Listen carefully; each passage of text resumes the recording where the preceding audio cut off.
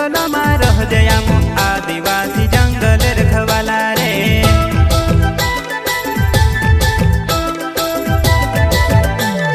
चल जंगल जमीन काजे पूजे रे आदिवासी दुनिया ने रखवाला रे।